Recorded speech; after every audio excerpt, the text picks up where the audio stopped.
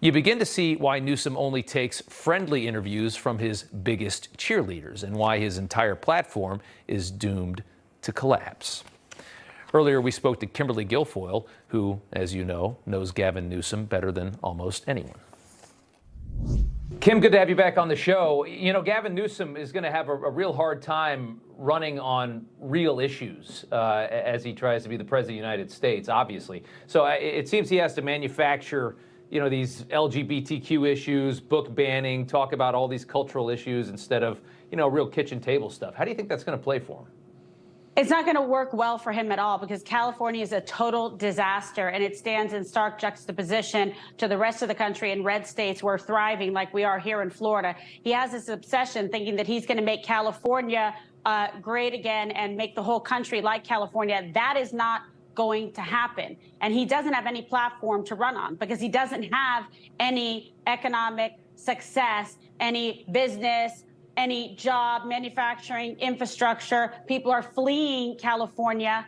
Look at San Francisco, what's happened there. Look at what's happened in Los Angeles, rampant crime, just like we're seeing here in New York. How can you campaign successfully for president of the United States when you want to turn the rest of the country into a freak show zombie apocalypse like California with what he's done? That is not how you win. No one wants that stuff coming to the rest of the country. So now he's focusing on all these like triggering social issues, cultural issues, which also people don't want. We don't want children being forced fed all of this nonsense where they're being indoctrinated and getting woke politics shoved down their face and telling them that maybe they're not a boy, maybe they're a girl, maybe they're this and that. That's not what parents want. That's not what Americans want. And it's not going to work.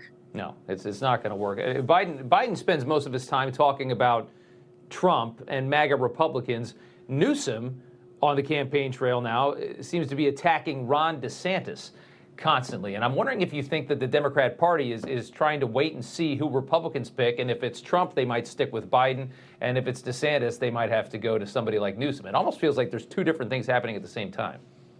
I'll tell you what else I think. I think that he's trying to elevate DeSantis in some way because he'd rather run against him because he knows he can't beat Trump. Okay, that's also what I think. But what do I know? I'm just an insider.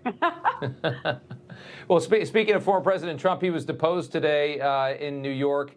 This is the civil lawsuit. This is the Tish James lawsuit for $250 million. He's got his accountant sitting in Rikers Island, a gross abuse of power for allegations that you could make about almost any company, any major company in New York. Your thoughts on the deposition today, and what are you hearing?